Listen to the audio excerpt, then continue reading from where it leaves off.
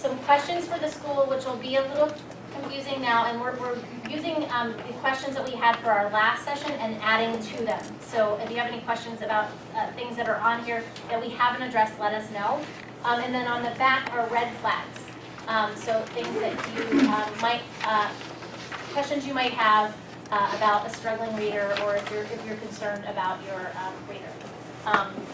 And then also, before we get started, this is a parent series that we began as a result of feedback we got from parents in the school district about wanting to know more about their child's reading development and understanding things that they could do at home in addition to things they were already doing. So we assume that most of you are at home reading to your children, playing word games, singing songs, taking them to museums, and giving them all these great experiences. And those are really valuable for language comprehension and background knowledge. But there's this other component that we know in terms of reading acquisition that's really important, and that's the foundation of learning to read. So that's why we started this series. And as a result, one of the things that has come out of kind of our partnership is that we recently started a statewide nonprofit called the Reading League, with some leaders across the state, some educators, and the mission of that organization is to provide teachers with the knowledge base that most of us who work teachers did not get in our teacher training program. So while you're parents, that's not super important, except to know that there is a movement to make sure that all teachers get this information and are able to access it and implement it in the classroom. So I'm going to introduce Jackie. She is a professor of structured literacy at St. Joe's University and a TE resident parent, and she does a phenomenal job of training teachers at St. Joe's in the science of reading. So take it away. So my name is Jaclyn Galbally. My clicker's not working, so it's throwing me off just a little bit. But in your slides you have as much information that you would want to possibly know, but the shorthand is I've been teaching structured literacy for 16 years, which sounds like a lot of time for me. The most important thing I think about me is that I'm a mom of 3 boys.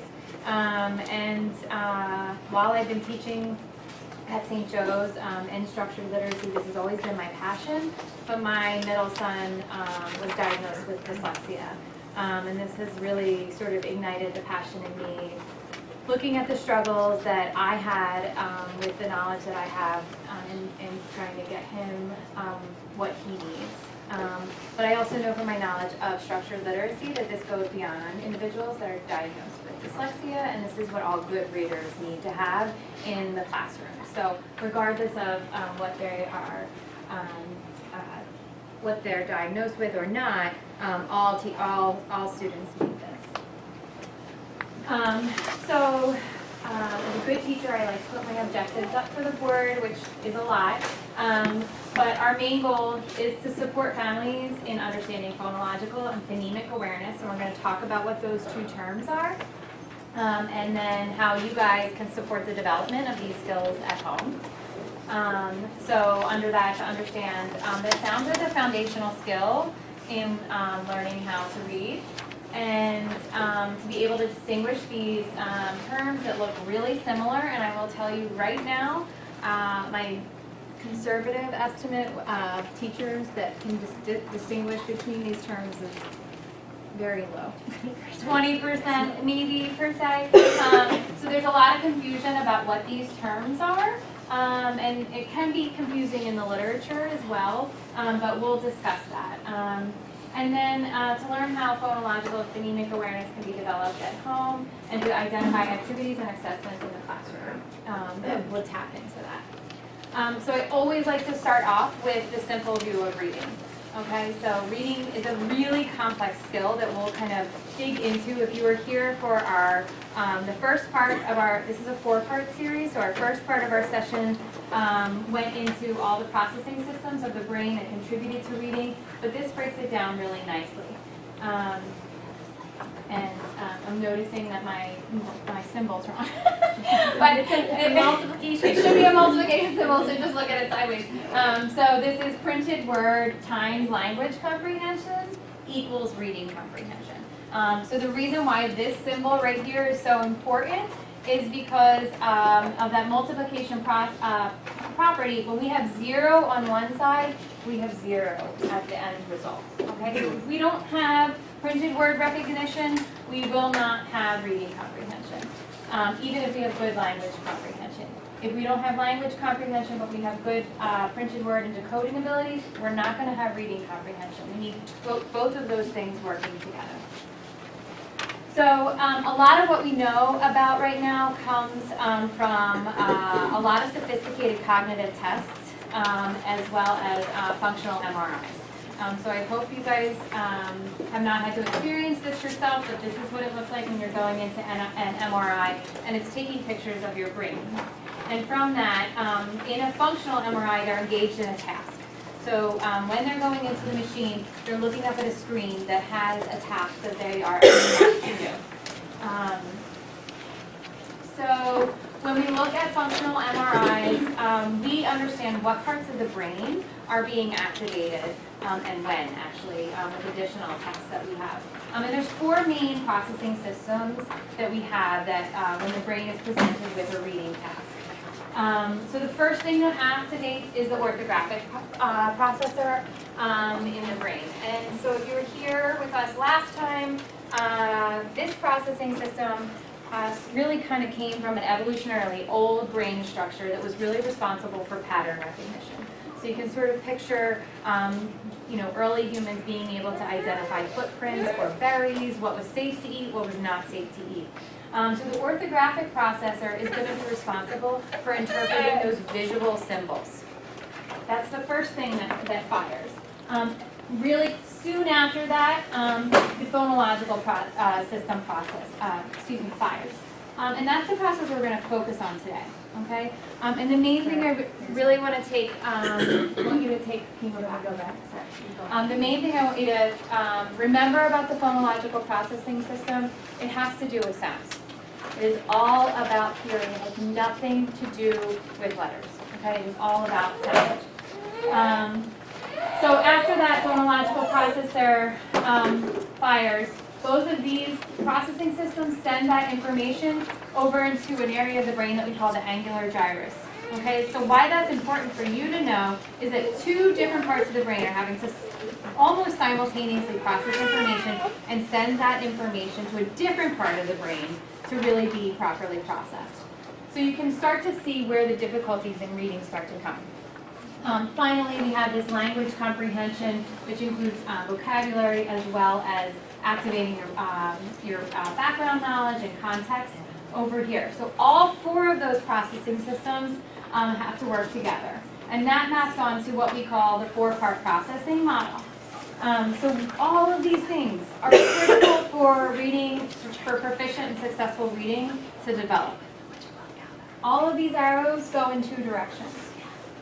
So if we have a problem with any one of these processing systems, what do you think is going to happen? You're going to struggle, okay? It's going to be difficult. So we need all of these processing systems to work efficiently. Also, we're sort of looking at a lot going on at the bottom of this triangle, okay? Do we want kids to be having to spend a lot of time on how many sounds are in words, or how do you spell the sound ooh? Or do we want them sort of thinking more in these upper level processing systems about what does that word mean? And what experiences have I had with that word? Does that word make sense in this context? Or not does it make sense, but what connections can I make with the context? So this model really kind of helps us understand that reading is a complex, multi-componential skill. We have to understand the full picture. So if a child is struggling, we can't just say they need to try harder or we're going to throw a sight word deck at them, because that's not going to solve the problem. A sight word deck is really kind of asking your child to just memorize the words like we memorize brands. Okay, so if you think about when you go into the grocery store and you're looking for a product that you know and use, and they've changed what the product, the packaging looks like, and you're like, is this the same thing? I'm not really sure, okay? That is what we're asking kids to do with those sight words. Just remember that from memory. We need them to access the sounds, what the visual symbols are, and to synthesize that and then throw it up into these upper level processing systems. Down along this side, we have reading fluency. So can you just raise your hand if you've heard the term reading fluency? Okay, all right. Fluency is a big deal in reading. And the reason why it's a big deal in reading is because it really, it's like one of the highest predictors that we have of successful comprehension. Okay, so it has a 0.91 correlation with comprehension. If you're a fluent reader, that doesn't mean you are going to be a good comprehender. But it's necessary but not sufficient for that comprehension skill. If you're slow fluency, you're still having some difficulties down at these lower levels, so your cognitive resources are focusing on down here and not able to focus on up here. Everybody with me? Okay. So here's my correct symbol of reading. And you have to tell me when I have to, yeah, we have some animations. You want me to go? Yes. Okay, so like I said before, with the simple view of reading, we're really going to be focusing tonight on the sounds. And that's going to be over here in this decoding or printed word part of the equation. We're not going to be getting into the rest of this part of the equation tonight. Okay, so we do have a 4-part series, so there's more to come. But I really feel important for everybody to understand each part of the processing system to understand how they all contribute to the whole. Now I'm going to make things complicated and introduce one of my favorite models of reading. So this is the reading rope. Okay, so now we've gone from a really simple equation to a whole lot of things that are happening, but it's still kind of representing the same type of thing. We have our lower level strand, which is our word recognition, which was that first red circle that we were looking at on the previous slide. And we can break that down to several sub-skills on that. So we have phonological awareness, which we'll be talking about tonight, sound.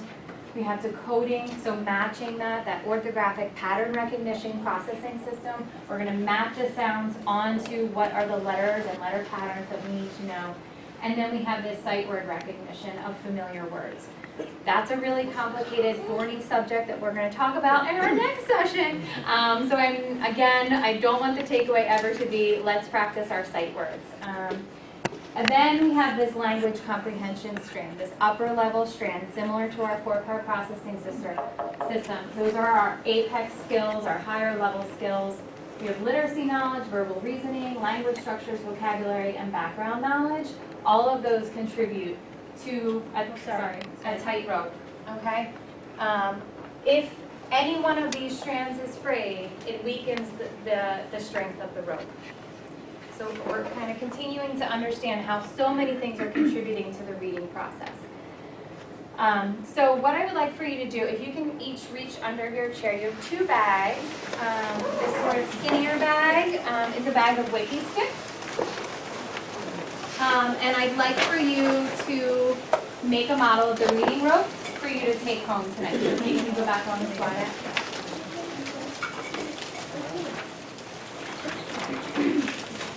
And while you do that, I will just continue to talk a little bit more about these skills. So you're gonna take 4 and weave them together, and then 3, right? Or is it 4?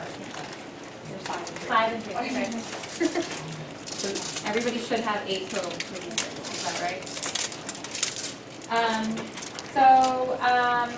As you can see, the strands at the beginning part of this, they're all pretty weak. Okay, so these are sort of like these discrete skills that we have. And then certainly they're kind of coming together over time. They become increasingly automatic.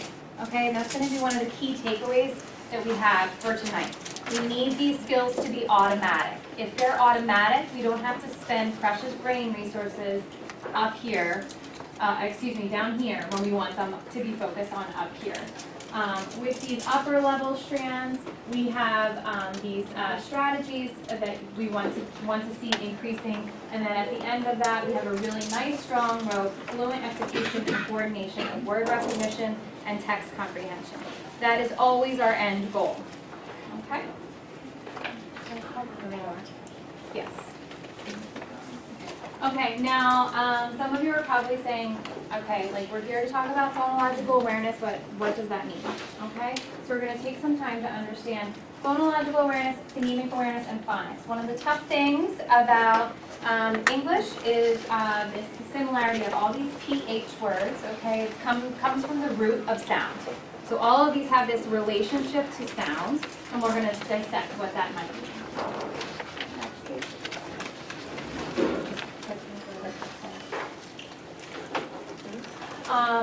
Okay, so what is phonological awareness?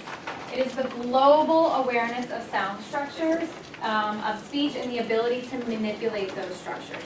Okay, so there's lots of different sounds and sizes of sounds. Phonological awareness encompasses all of that. Phonemic awareness is the ability to manipulate and identify the smallest units of sound. So, is a phoneme, it's an individual sound, okay?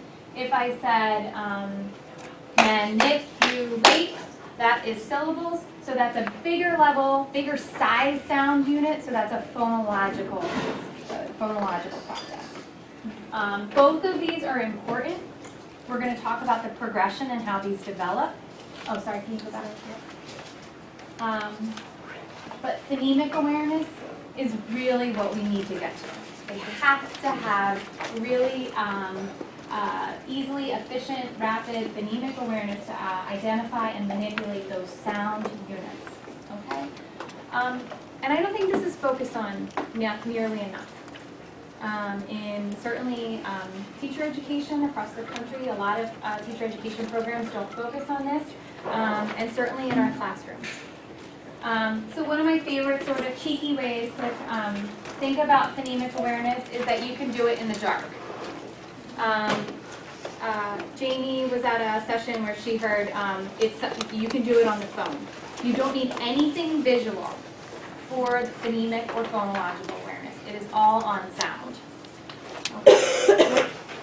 Phonics, on the other hand, is that synthesis between sound and visual symbol. So it was those two processing systems. We have that pattern recognition as well as that sound.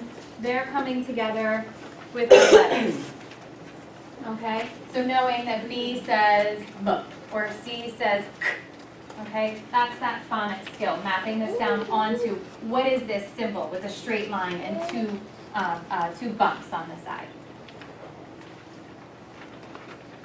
One of my favorite cognitive researchers for literacy is Mark Seidenberg, who really wrote a phenomenal book, Language at the Speed of Sight. So if you're interested, I would definitely recommend it. But he said, we read with our eyes, but the starting point for reading is speech. And it's sort of gotten lost in the equation, particularly as we're expecting a lot more from kids at younger and younger ages. So that the play of nursery school and kindergarten was a really critical skill because they're working at the sound level. They're manipulating sounds from bigger to smaller units. So in thinking about phonological awareness and phonemic awareness, if you remember, those definitions were on the same slide. We like to call phonological awareness an umbrella skill. It encompasses a lot of different smaller level skills. So we have words and sentences, syllables, onset rhyme, rhyme and alliteration, and then we have phonemic awareness drop over here with several skills under that. And phonological awareness develops in this direction. So if we start off with words and sentences, and then we're all the way over here at manipulating individual sound units, how would you characterize phonemic awareness to develop? What's the size of the units? From big to small, right? So identifying words in sentences all the way down to the individual units. And so this is the path that kids have to take, okay? If you think about your young children, you might be saying to them, do you want some milk? Okay? they're not interpreting that as distinct word units. It's just this person, I mean, they love you very much, I don't want to minimize that, but that, you're saying, you're transmitting something, they don't understand that's 4 distinct words. So if you think about nursery school and early activities, even with 2- and 3-year-olds, there's a lot of clapping, there's a lot of multi-sensory. We're getting kind of that idea that there's more, there's word units there. So developing just that, do you want some milk is 5 words. That's the starting point for phonological awareness. So if they can't identify those individual words, it will be impossible for them to get all the way up here to be able to manipulate those individual sound units. You have to go from big to small. Then we travel over the phonics bridge, and we start to be able to map that sound knowledge and link it up to whatever the letters are, the letters or the letter patterns. And our focus for next time will be on that phonics side of that. Okay, so back to Seidenberg. This really crystallizes for me how important it is for kids to be able to segment out the sound units. The letters of a word are like beads on a string, but the sounds are like a cascading waterfall. So when you ask your child to do something, are you talking like this? I mean, that segment, sometimes, right? That's a whole other. Behavior management's next door. So. Anyway, most of the time we're talking at a normal pace, okay? And you can't hear the distance between those sounds. And that's this kind of idea of co-articulation. Spoken language is together and smushed together. If we took a phonogram of when you say a word, it keeps going. It's continuous. There's up and down. It's not like there's space, and then the next sound, and then space, or the next word.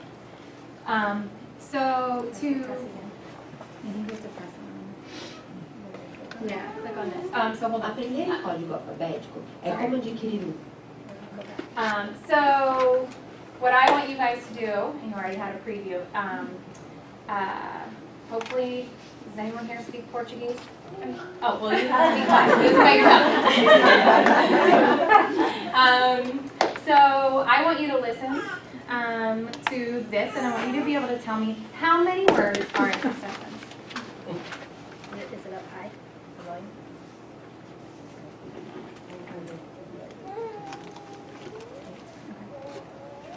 Aprender em código alfabético é como adquirir um vírus que afeta todo o processo da fala, como se todo o som das palavras fossem automaticamente divididos na constituinte dos sons. A linguagem nunca mais é a mesma. Yes? Our language. Can anybody pull out one word? Okay, so you have some background knowledge, okay, from identifying that, okay? So she said learning an alphabetic code is like acquiring a virus that infects all speech processing, as now whole word sounds are automatically broken up into sound constituents. Language is never again the same, okay? If you can put yourself, remember that experience of listening to a language that you're not familiar with, that's what our young children are experiencing. Okay? And then that whole quote about understanding. I'm sorry. É como adquirir um vírus que afeta Thanks for starting me. todo o processo da fala. Anyway. So once we sort of start to understand that sound units are mapped onto those letter units, this is what Mark Seidenberg calls as a virus. You can never go back. When you think about a word, you automatically are thinking about the letters that go with that. And that's what's so hard for our teachers, is to really understand, back up into the place of not knowing your letters. You really can't go back to not knowing what the sounds are without an attachment to those letters. Okay, let's move forward. I'm sorry. Are we not doing one? No, you can. Okay, you can make it. All right, we're going to quickly also get your next bag out, and we're going to make a word, okay?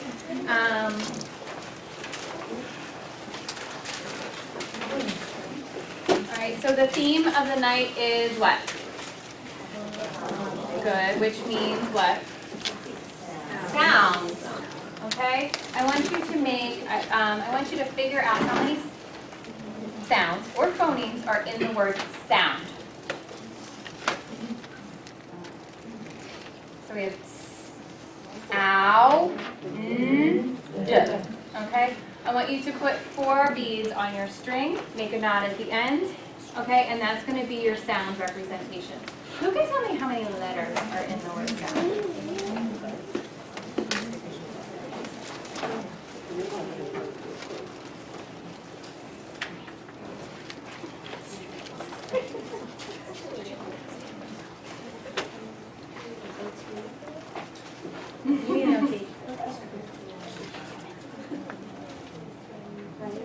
All right, so while you're thinking about that, okay, we have 4 sounds, 4 phonemes in the word sound, okay, but we have 5 letters.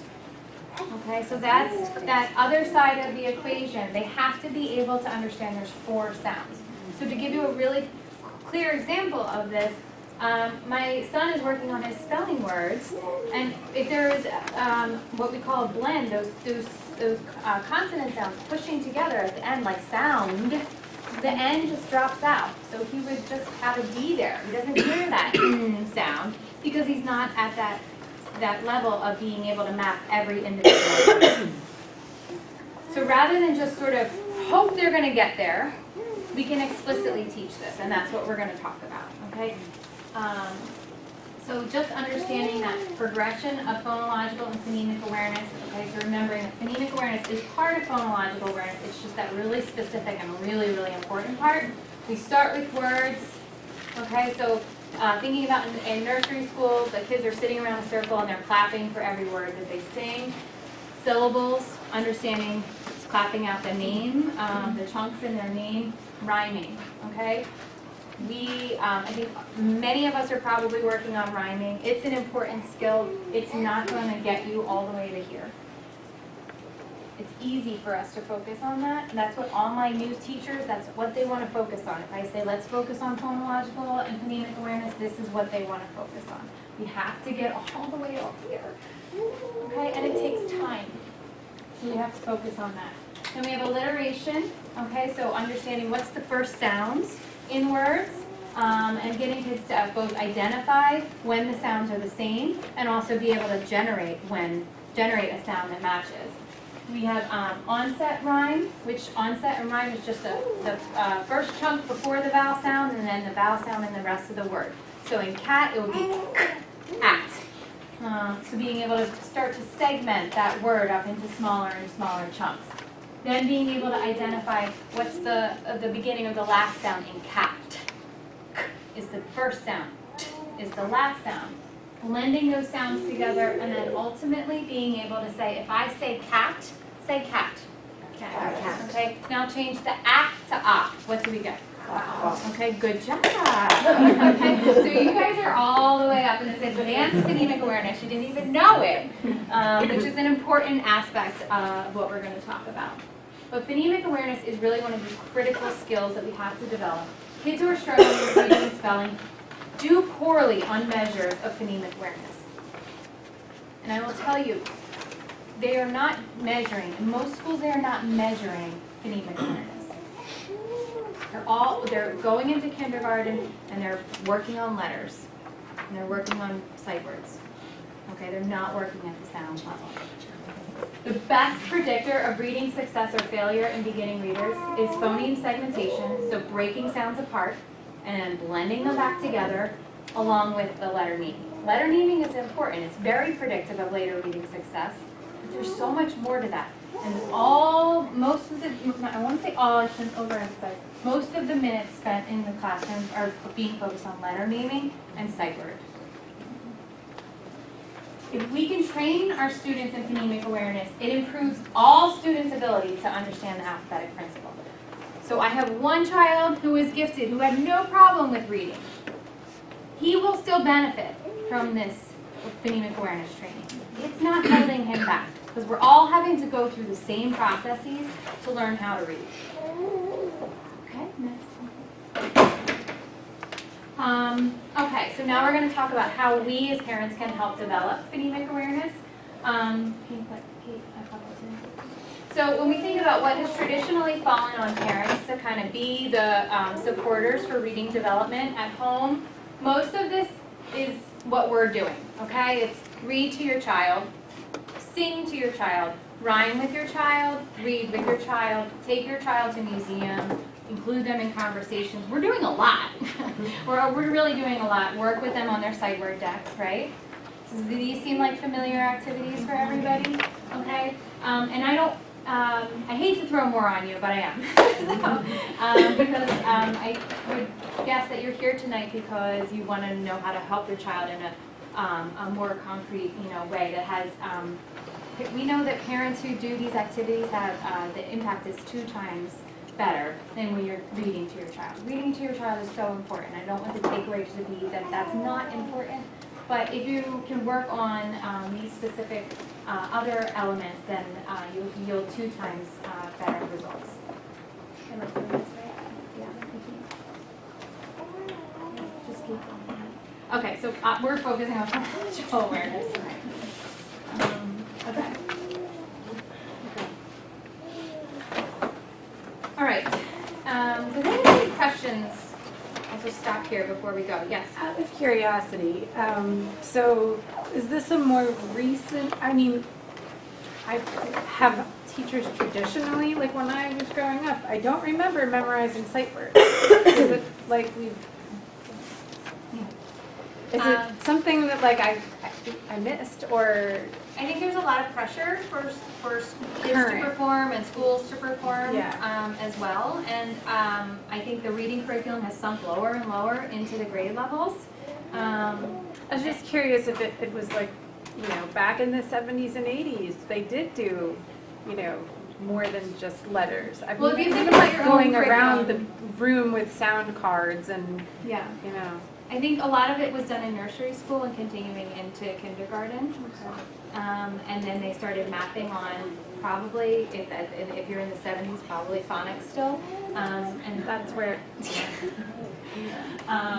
looking at her for the 70s. Just crossing the border into 80s. So anyway, any other questions about phonemic awareness? So right now, a lot of kids go through iPad, iPhone. That's my son doesn't eat unless I put the rhymes on the iPhone. Unfortunately, we try to avoid it, but he fights off all the time. Does that going to affect the, the phonemic? Yeah. Where because it's all sight. So another one of my favorite researchers, Marianne Wolf, wrote an amazing book called Reader Come Home about the impact of the digital impact on acquiring reading skills. A lot of those things are great supports, but a lot of them are focused on rhyming again. So we want to push past that. There's not that many great things that are kind of working on segmenting sounds. If there's visual symbols there, that's okay. For kids who are really struggling, I like to pull the visual symbols away because they're confusing for them. But I don't think it's harming, if that makes sense. So I want you to definitely be able to read here tonight, knowing some activities to develop phonological awareness. So this is that first step, that first block that we had. So these are skills that beginning kindergartners would be able to play. So word awareness. They have board games that you can print out. And you can give them a word, or give them a sentence, and have them move ahead for every word. So if you're playing red light, green light, and it's, do you want some milk? Do you want some milk? And then pull out different sentences. The next child can have a different sentence. Who gets further the fastest, or who moves to the board, the game board. For syllable awareness, you can do hopscotch. Okay. So just chunking out the words in hopscotch, they get to move ahead two on the hopscotch board. Also, I spy, but how many chunks? So if I spy with my little eye, a bird, how many syllables are in bird? 1, right? I spy with my little eye a minivan, how many chunks are in that? 2. Okay, so getting them to really kind of Name again, yeah, sorry. It's a long day.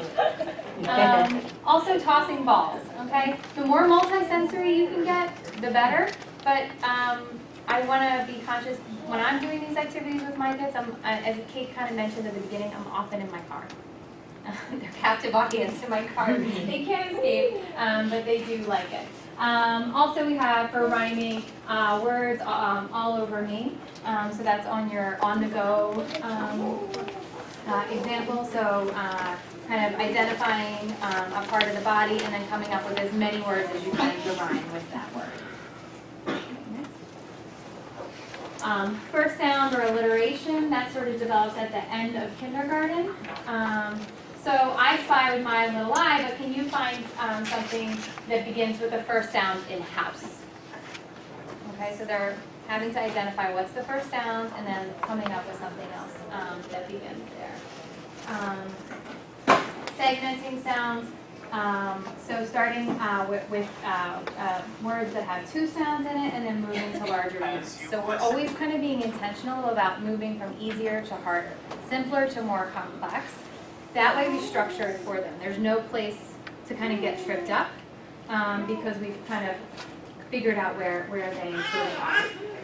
And we are going to organize like resources, right, that we'll maybe put in like the Google Drive, but you can like research words online, like what are two sound words, three sound words. And can you tell us the difference between is it segmenting and then blending? Yes. Okay, so segmenting is pulling those sounds apart. Okay. So if I asked you, can you tell me the sounds in boo? What are they? Boo. Okay. If I said to you, I have the sounds k, at, what does that say? Okay, so blending those together.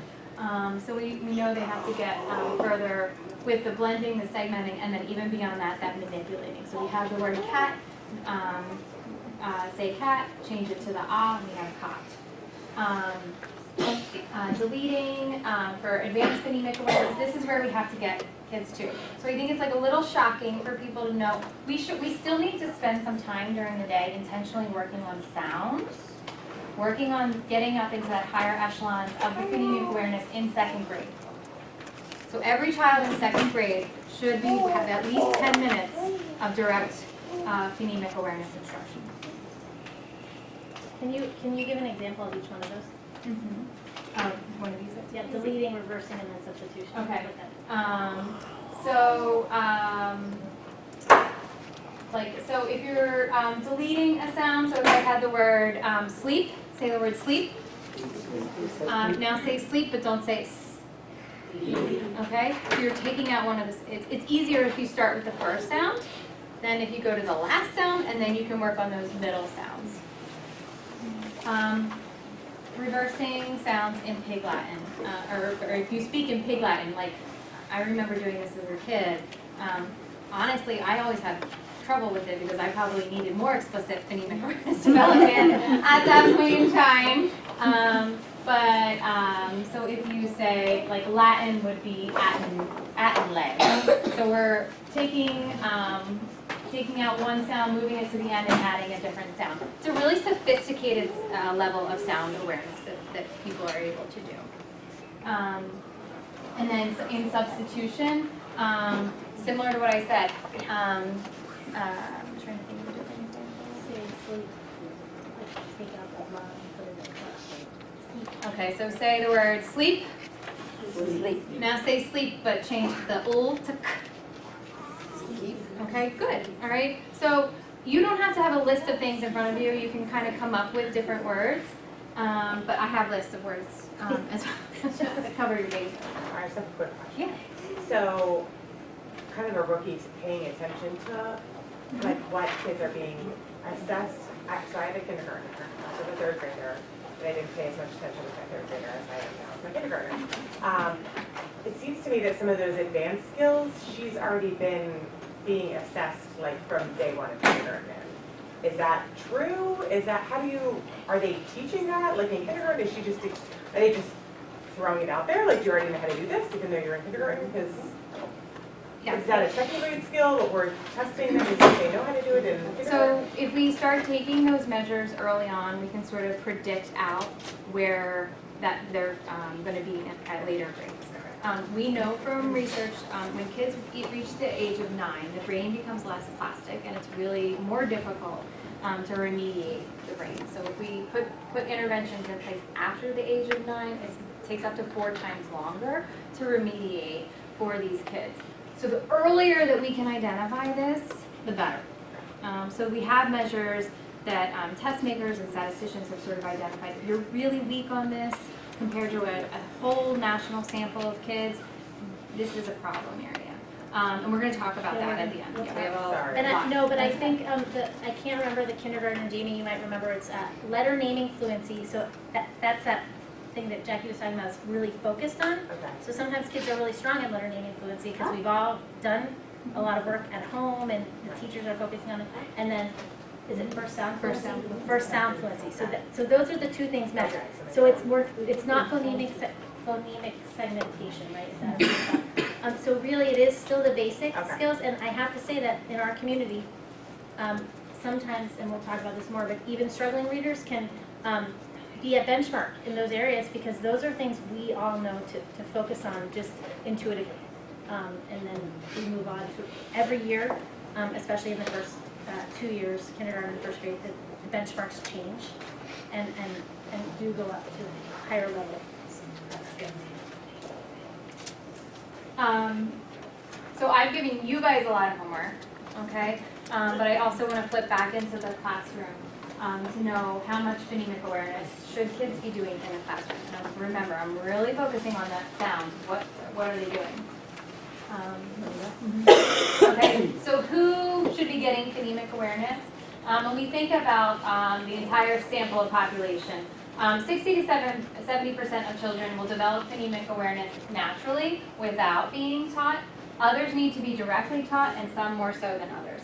As I said, my oldest son is probably up here. He didn't necessarily need that really explicit instruction. It's not hurting him, it's only helping him. And they actually, like, a lot of times find it very interesting, especially in these K-2 grades.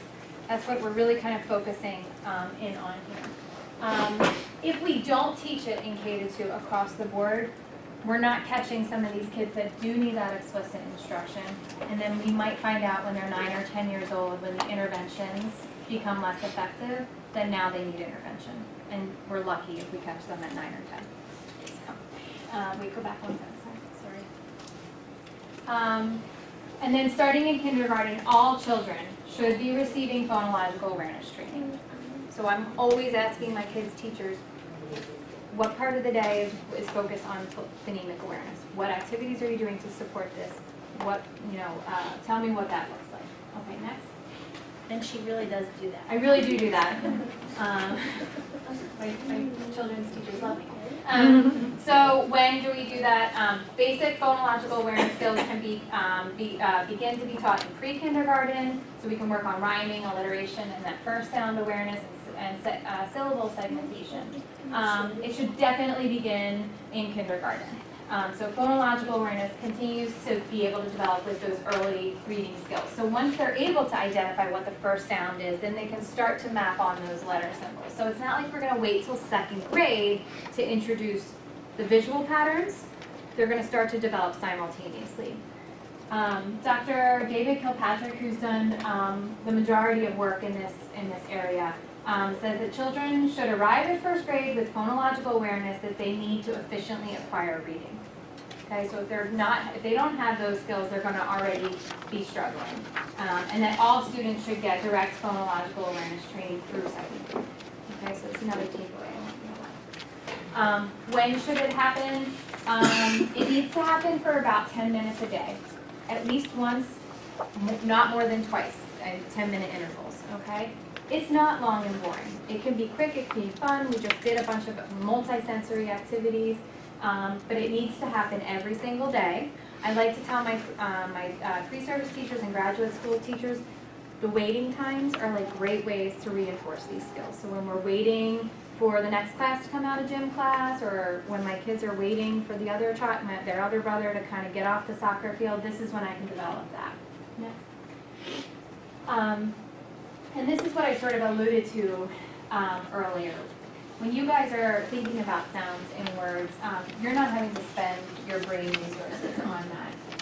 We want to get these kids up this ladder of skill development so they don't have to think about it.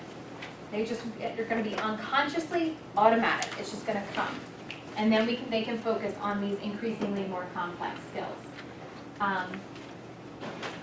It's not just accuracy, it has to be automatic. So when we go back, if we think about that 4-part processing system with the fluency arrow going up and down, if we have a delay anywhere in those processing systems, it has a cascading effect. Sorry, I just lost my thought. Can we go back? We need it to be really automatic, and Dr. Kilpatrick defines that as less than 2 seconds. So that they don't get lost in thought, just like I did. Otherwise, if it's up on that verbal whiteboard for too long, it gets erased. And then, if they're working on a 4-sound word or a 5-sound word, and they get all the way to the end of the word, what was the beginning sound? I can't remember what that was. Okay, it's hanging out in space for too long.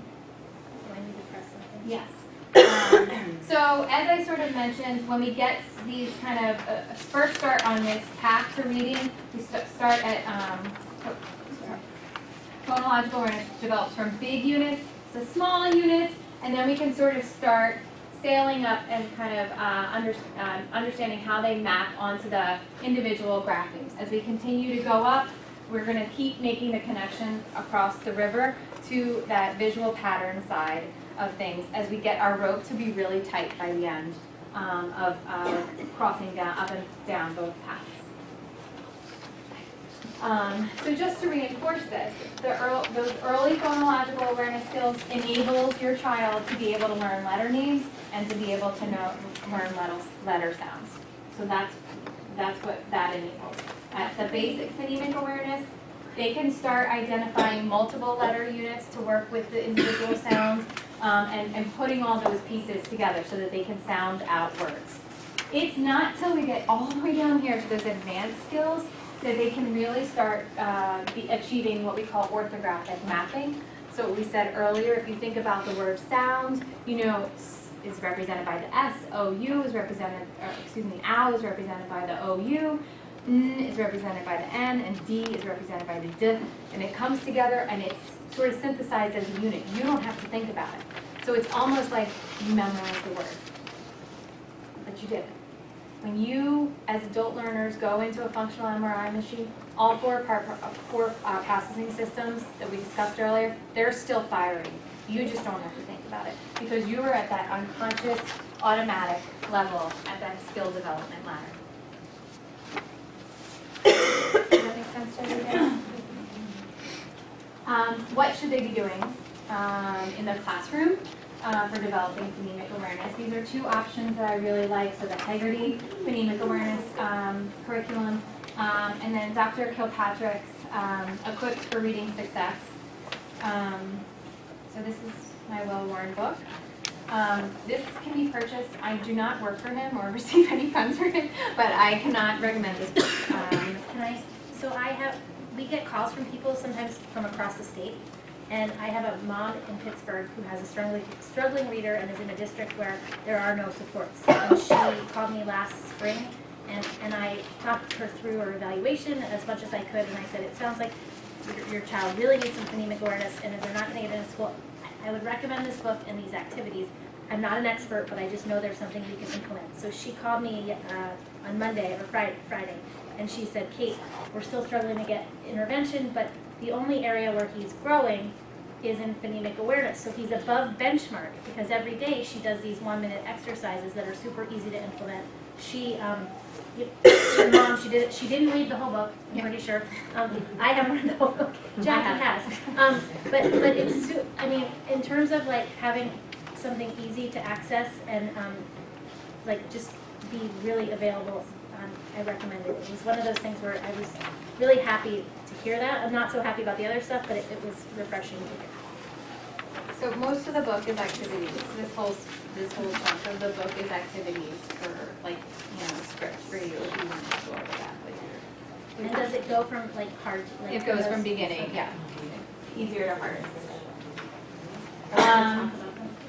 Yeah, so this is my son Brady, who's my dyslexic son. And we're in the car. Please ignore my younger child laying down in the back, not wearing the seatbelt. But I should be able to play. Penguin. Now say penguin. Sorry, I just stopped it. Can you just make sure that volume's all the way up? Because Brady's really hard to hear. But don't say pen. Say filter. Now say filter, but don't say ter. Say patient. Now say patience, but don't say pay. Shins. Say carpet. Now say carpet, but don't say pet. Car. Say pertain. Now say pertain, but don't say per. Tame. Say seldom. Now say seldom, but don't say dumb. So. Say employed. Now say employed, but don't say end. This was the second time doing it because we really couldn't hear him the first time. It doesn't say name. Trying to think of the words. No, I would have tried to think of all the words. Don't say clan. Go.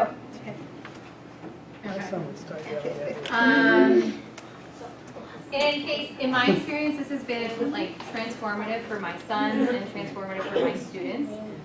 So it's if you have a struggling reader, it sounds more complicated than it is. Yes. So I'm in kindergarten, I'm a reading specialist at a school, and I started doing these 1-minute drills with all my kids. I call them brain warm-ups. Mm-hmm. And I said, all right, we have to get our brains on those treadmills and run as fast as we can. And it's the number one requested thing that they want to do with me. They're like, can we do a warm-up? So I think it's amazing. And I also have to say, one family that we have worked with, he was really struggling in his kindergarten readiness classroom, and he is now in kindergarten again, and he, last year he didn't want to be at school at all. His favorite part of the day is when he's doing these activities, because it makes sense to him. And he's at benchmark. And he's a benchmark. So is there like an age limit to this? I mean, like, the invitation here was for kids 3rd grade, so not even older kids. So, some of our kids are not just reading issues, they have developmental delays in other areas. I think it impacts reading from that perspective. So, somebody who's older than 8. Yes. And even if you did it like developmental delays or not, this is still going to be impactful. So if I had a 16-year-old student that I was working with, this is still a tool that I'm going to use. Because if they don't have advanced reading awareness, they're not going to become a proficient reader. You cannot, leapfrog over this. And You might develop, some kids might develop it more naturally than others, but they're still developing. And then there's this compensatory piece, and in the end, you might see it in spelling, like, right? So you might have a kid who's intellectually able to memorize a whole host of words. Right, they might have a large visual memory and be able to memorize what those words are, but when you ask them to spell, it's going to fall apart. Or even if it doesn't come out in spelling earlier on, their writing is just going to be a huge chore for them in general, because they're having to think about what word is it, I don't know how to spell that word, let's pick an easier word. Or I don't want to write at all. Okay. I did want to talk about assessing phonological and phonemic awareness for a minute. Yeah. So going back to our 4-part processing system, if you were here with us last time, we had our handouts and the benchmarks that sort of aligned with that. We had mentioned, you had mentioned about the assessments that are sort of going on, or predictive. The key value of these tests is that they're predictive of later performance, okay? But the first sound fluency measure or the phony segmentation measure, those are really tapping into that phonological processor. This is just, These are all the different assessments that you might see at different grades within our school district. So if you're coming from a different school district, you might see different assessments. We don't do a full continuum of benchmarks, but we use a lot of acronyms. So FSF and PSF are the kindergarten benchmarks that you see. And there's a lot of alphabet soup out there, so it can be complicated, like Yeah. what is and not. And then this is just something that, again, if you weren't at the first session and didn't receive the handouts, you can email us and we can send them to you. We still have them available. This is what the TE benchmarks schedule looks like, so you can see in each grade that alphabet soup across what kids are given, and again, Jackie can talk a little bit about what that means. For instance, if you fall within the specific colors that are percentiles. So this is the data management system that can print out these really wonderful and really helpful tools as teachers to understand where students are operating. So you sort of look at these colors. The red line is the cut point for risk. If you're falling below that cut point for risk, intervention needs to take place already. So we know we need to act right now. If you're coming into that yellow area, you're still kind of in that risk range, something needs to happen. When you get into that green area is what we call benchmark, okay? It doesn't necessarily equate proficiency. If you're at that green line, remember that these tests are predictive of later reading success. So if you're at or above that line, you're at a higher likelihood of being able to reach the next benchmark without intervention.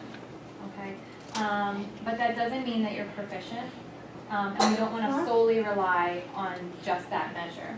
But you can see a student who was at that cut point of risk. If you put the right intensity and time spent on these tasks, the student can come up above and reach that benchmark level. That blue line that you see is the above benchmark goal. So if you remember when I spoke earlier, this is measured against a national sample of students. And the most recent assessment of our nation's readers at 4th and 8th grade actually declined. They have pretty much stayed stagnant. How many, what was the percentile? 47. Jeannie, what's the percentile for proficiency? Was it 47? Forgot the exact, It's sorry. really low. So It's low, but it did decline this year. in 4th grade, and I think it's 47% of the nation's readers are proficient at 4th grade. So that sample is the national sample. So the norms you're seeing are not TE norms or Lower Merion or wherever you're coming from, pretty much anywhere around here. Those are national norms. So when you're looking at where your child falls on this continuum, that's not where they're falling within the district. So it's just something to think about, and also most of the parents in this room are enriching your children with lots of experiences and language and things like that that sometimes can inflate. Yeah, your children most likely have a lot of benefits. There's a lot of learners across the country that don't have those benefits. They might not have the oral language exposure. They might not have the prenatal care. They might, have homes that might have some more discontinuity to it. So when we have all those benefits, we would sort of expect those students to be at these higher rates. Remember, we're always talking about the likelihood to reach the next benchmark. That's all this test is really telling you. And the closer you get to blue, the more the likelihood. Right. So if you're at the green, that's like 50th percentile. That's the 50th percentile. You have- Green is the 50th percentile. And this is for folks who are in TE. This is something new that has just come out this year. It looks different for every grade. So you might be looking at this and saying, my kid doesn't look like this. This is a kindergartner. So it has two norm reference benchmarks that we talked about, the Acadians benchmarks, and then it has the district kindergarten screener. If you notice the green slash, this one right here, this one and this one, these are telling you where benchmark is. So, sorry. A kid who's up there at the 20 is significantly above the benchmark, and you can assume they're getting closer to that blue line. But if you have a kid who's here, while they're above the green and it looks good, they might still be at more risk than you would assume looking at this graph. So it's just something to think about. This And do you understand the letter naming fluency, why there isn't a norm? The letter naming fluency has to be combined with the first sound fluency. So letter naming fluency, just because you know the letter's name, that's not like embedded in that reading skill. So it's not in that phonological skills hierarchy, but it is predictive of later reading development. So, you know, we place a lot of emphasis on that. It's good for kids to know their letter names, certainly, but it's not helping them get further in that ladder of phonological awareness and later reading success. And then just explaining that last benchmark that case screening language piece for the district is a series of, Jamie can explain this better, but it's a series of assessments that look at different areas that are not norm referenced. It's kind of a snapshot in time of where your child is, and the same test or similar test is given each beginning, middle, and end to see if they've made growth. And a lot of times we see that you have to ask which part your child did not do well on, because there are different pieces to that assessment. So you might have a child who's low, who has one area that's super low, and that would be important information as a parent. And it's complex, right, Jamie? Yes, and it's also very subjective. So to whoever, sorry, I'll come around, but to whoever administered the test, it can be subjective. I've had a teacher present my own child's results and tell me I would not have scored it the same way. I would have scored it differently because of this. So if your child didn't do well on it, and it's called the kids screener, I really recommend sitting down with your teacher and walking through it and taking notes specifically on what it is, because they won't let you take a photo or keep a copy of it because they consider it proprietary. It was developed in TE. It's definitely not norm reference, but it does cover a lot of areas that people consider important for child language development and kind of background knowledge. There are some things, but I think it's really important to ask those questions and know what it was. And another key facet is it's not time. So that automaticity piece, it's not just that they know what it is, it's how quickly they're able to access it. Okay, because if it's taking 5 seconds, 7 seconds, okay, things are getting lost in translation and dropping. So that automaticity piece, excuse me, is a really critical facet. So that's why we have to have these timed measures to see how much they can access in a unit of time. And so the takeaway here is that you should ask a lot of questions when you talk to your teachers about benchmark data, and you should ask for the details about the assessments. Because there's a lot of times parents have information that they can give teachers or the school about their children that might not show up in school, especially in kindergarten and first grade, that might be helpful, and then they can also give you information in terms of the details. So we just recommend making sure you talk to your teacher and asking for those details. This is just another kind of descriptor of what those levels mean and specifically within the Acadience measures. So Which is what we've showed. Mostly what we've showed you, and you can kind of dig in and ask questions if you have them, but most of what you're going to look at is Acadience. This is another representation of the benchmarks that comes from the Acadience system, and you can see that they have different ways of showing this information that are pretty helpful in terms of, on this one it has a district percentile rank, so you can see where your child falls within the district. We don't do that. No, but you can ask for it. I mean, you can see, I mean, I don't know if you'll get it, but it's information that you can always ask for. So what was the classroom average? Where does my child fall within the district? Like, you can ask those questions, and sometimes you'll get them, and sometimes you might not yet.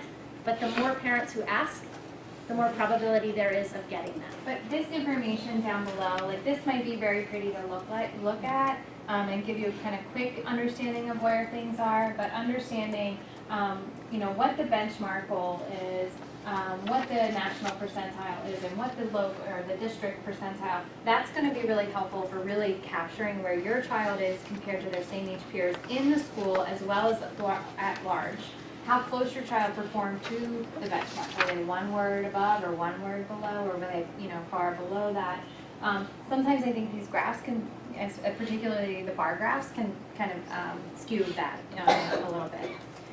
So all of that information is important for setting goals if your child is struggling, that we would need to know about that. So at the end of this, what can you do if you have concerns about your child's phonemic and phonological awareness? There are several great tests out there. This is one that I really like that's actually in this, it's Dr. David Kilpatrick's. He makes this freely available. It's called the PASS test, Phonological Screening Test. It includes a lot of those skills that we've said before, you know, say guy, but now say guy, but instead of good, say okay? So I like to give this to my students to really understand where are they in that developmental path for phonological awareness and phonemic awareness, and then I can structure for where they are. I'm not going to ask them to leapfrog up to where I expect them to be. I'm going to go back and work with them where they are. I also might say to mom and dad, hey, can you guys help me work on this? And this is what I would like for you to do, so we get to that extra practice, and give them specific ideas about that at home. You can also request a formal evaluation. So understood.org has great resources for how to go about assessing, getting a formal evaluation, from your district. But if you have those concerns, you want to sort of, understand the full, complete profile of your child's cognitive and academic strengths and weaknesses. So that's what that formal evaluation would be able to provide for you. And two of the tests that I would absolutely ask for, if you have any concerns about your child with their reading, is the CTOP, which is the Comprehensive Test of Phonological Processing, and then the RAND-RAS. There's other tests that do a great job. These are just my favorite, but there's subtests of the NEPSI,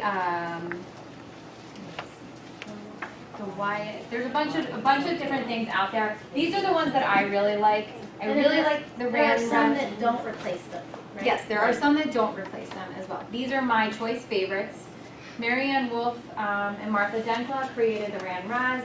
We just heard her speak about how important it is to have how the number of items on that assessment is kind of, that she has 50 items. If there's less than that, kids might be able to do well for a little bit, but then they start to get tired and break down.